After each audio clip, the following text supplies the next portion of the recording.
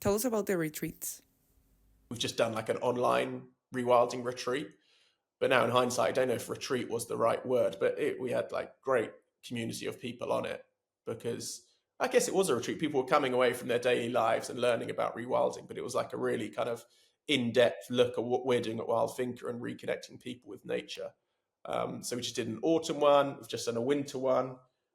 We want to do a spring one, and then we're doing a few in-person ones this year as well, where people can actually come out and reconnect. And I guess I'm calling myself like a rewilder and rewilding consultant because I guess like that sounds like blowing my own trumpet. It's like imposter syndrome, but it's not because I've been doing this for 6 years now, every day for 6 years.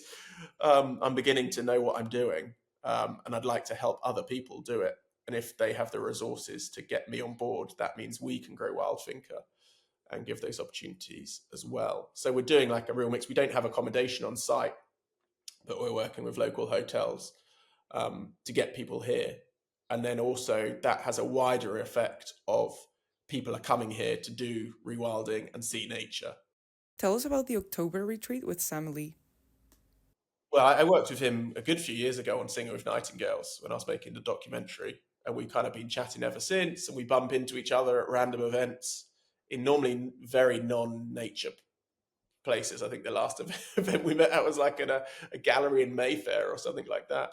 And we went for a beer afterwards, and we were like, "You got to come out."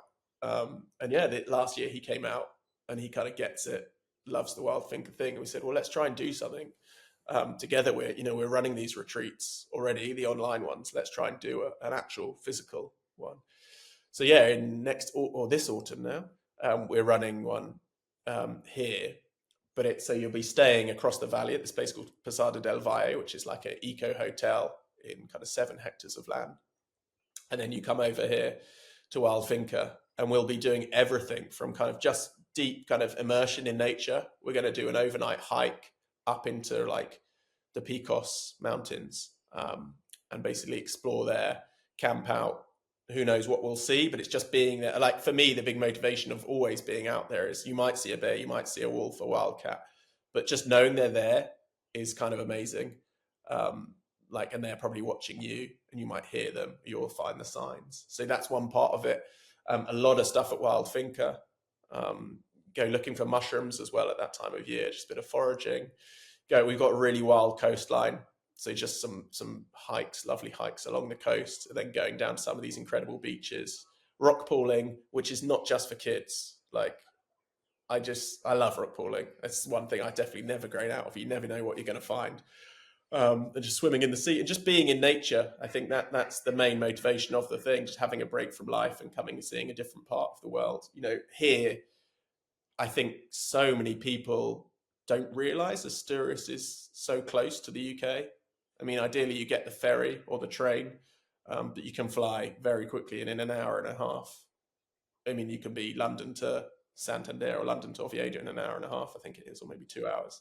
And then you can be out in the mountains within half an hour of that, 40 minutes, and seeing incredible things. So it's close. And I think hopefully, people can come and learn about rewilding and how we're doing it on a small scale and maybe take little nuggets home and do it or tell people about it. And then it's just, for me, it's another way of spreading the word and making the kind of Wild Thinker vision.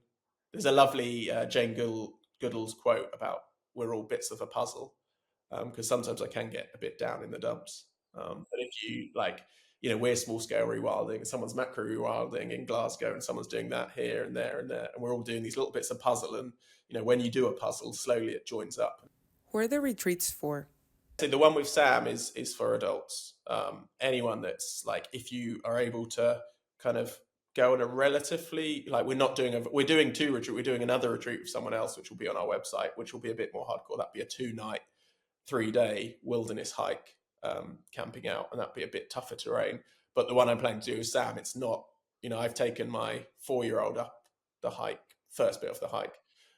It's not super tough. So basically it's for all levels of people that have like a kind of okay level of fitness. If you can walk 10K on relatively flat land, you'll be okay. Basically, we're not going to push people too much.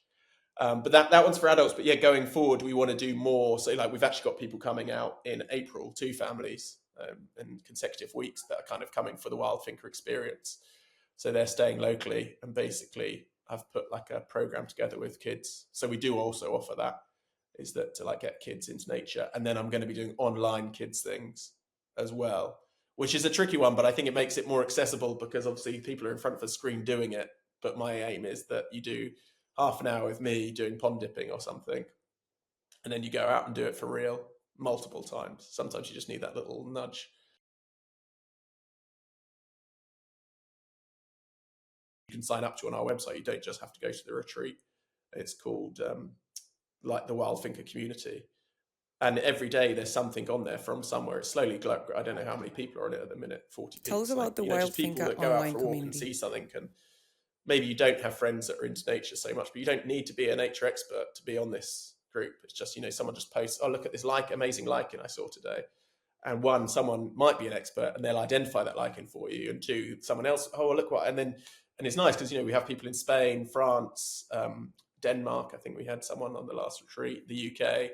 And then we do these things. Then each retreat we do online. So we had all the autumn people from the online retreat. We do an opening ceremony and a closing ceremony on Zoom. But it was like just having a chat with your mates. None of these people knew each other beforehand. And I think the opening ceremony of the winter retreat, they actually, oh, we forgot you're like an hour ahead in Spain. You need to go to bed. It was like 11 o'clock at night. And we'd all just been sat there in front of our computers, just talking about nature and what we'd seen and what and it's so, some described it as like sitting around a campfire with your friends talking about stories, but actually everyone's in front of their computer. But realistically, that's not ideal, but you can sit in front of your computer and not feel guilty. And then if that inspires you to go out into nature the next day or the following week or whatever, then that's it, right?